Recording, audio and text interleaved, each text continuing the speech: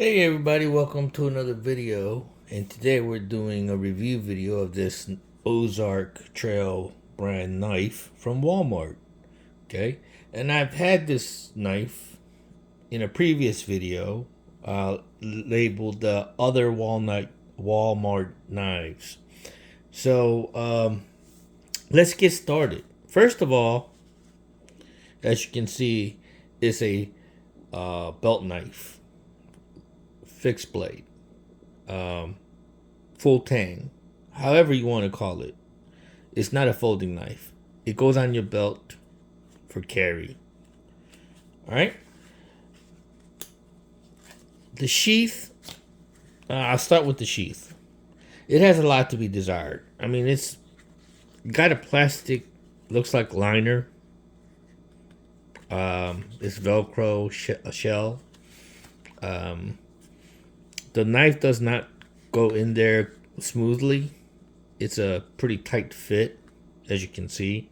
It doesn't fall out. But it's just kind of stiff and hard to put in and take out. It doesn't even look like it fits very well, as you can see here. You can see part of the blade. But anyway, yeah, I mean, it's functional. So, whatever. I like a sheath that you can just put the blade in without having to use too much effort. But this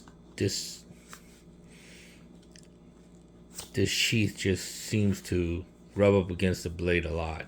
It's pretty tight fit. All right, so let's move on.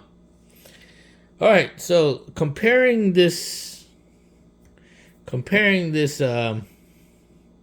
knife to, let's say, give you a size comparison. This is a buck 110. All right, and folded,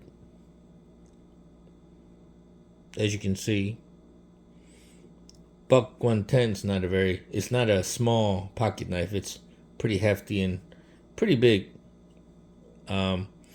But for hunting, wilderness use, this is probably a go-to for many of the people who are into knives or are into wilderness activities, especially hunters.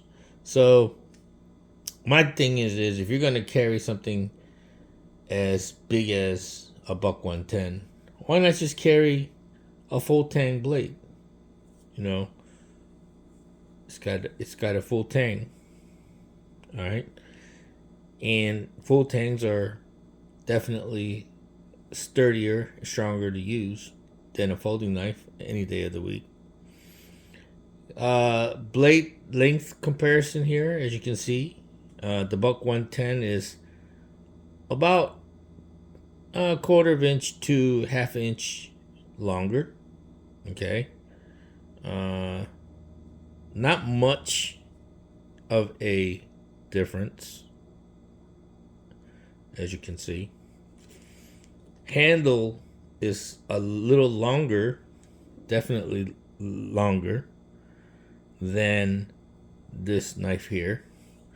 I think total this knife is about 7 inches long from one end to the other, and this is definitely close to about 8 inches, one to the point to the other end. Okay, so that's your size comparison. All right, so for the past couple of weeks, I have relegated this knife to the kitchen, and my wife has used it to slice meat. I've used it to slice sausage, cut up fruit, vegetables, and I made beef stew with this knife by cutting up and peeling potatoes, carrots, celery, things like that, and it's worked great. I have no complaints whatsoever. It's a small enough knife where it's very dexterous. if that is a word. Anyway, let's do this while I'm talking.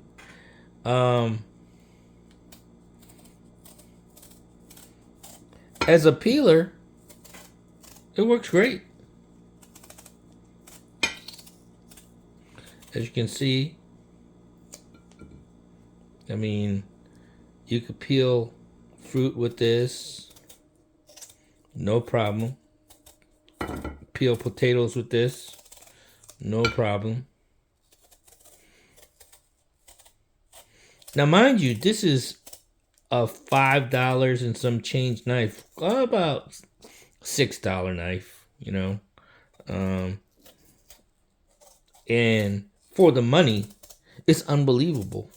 I mean, mind you now, this buck 110, when I first bought it at Walmart a few years ago, it was $35. Okay, now it's close to 65, 70, some places $80, $90. Okay, and I'll be honest with you, I was never really that impressed with the buck 110. I didn't think it was very sharp out of the box. Not sharp at all, actually. It definitely had trouble doing all this. This knife has not been sharpened or stropped or nothing. This is still right out of the box, and we have put it to use plenty of times in the kitchen. And it stays in the kitchen now. I mean,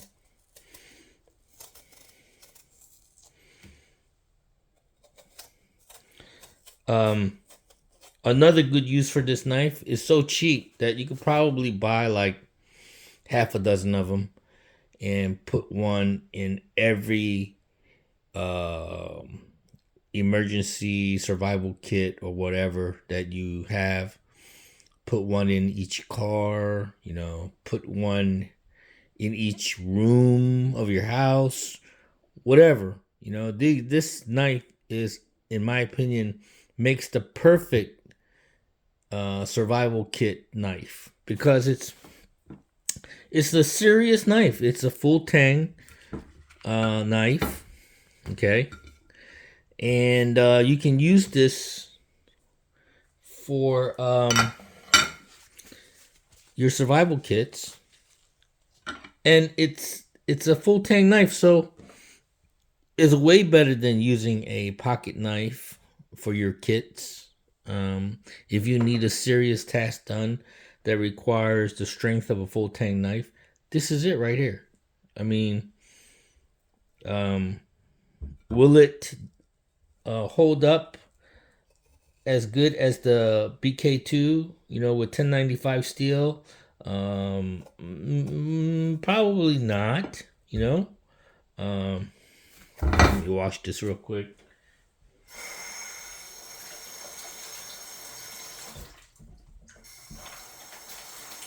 Yeah, probably not, but it's a hell of a lot better than probably using a pocket knife.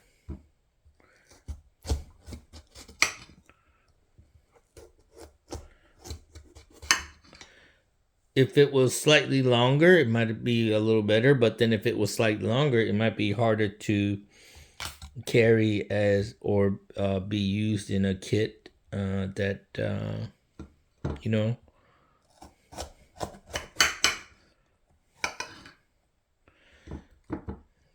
where space is at a premium, you know. So yeah.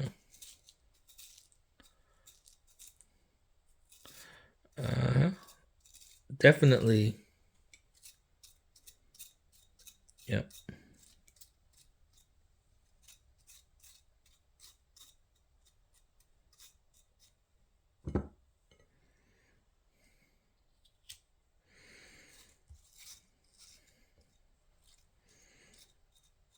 Yeah. So yeah, definitely.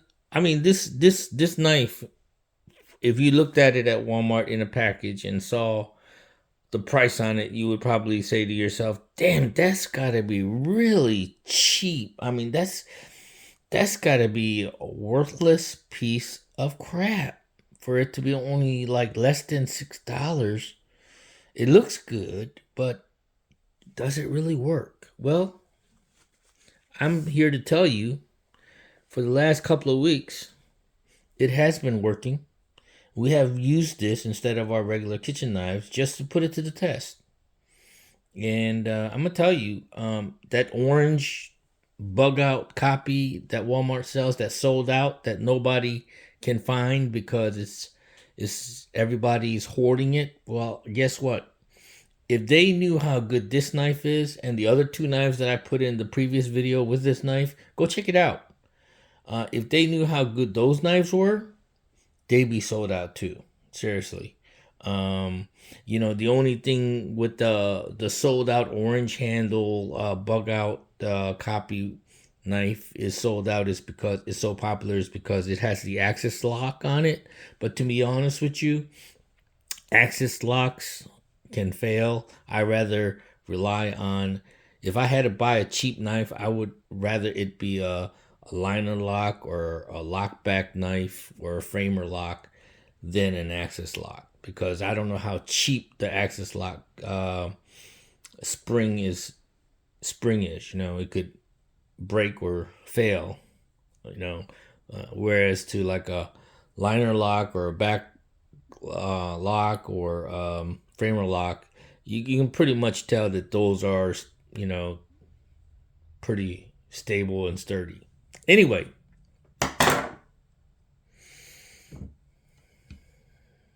cheers.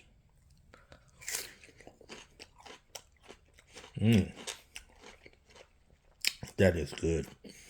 All right, like and subscribe. I'll check you later.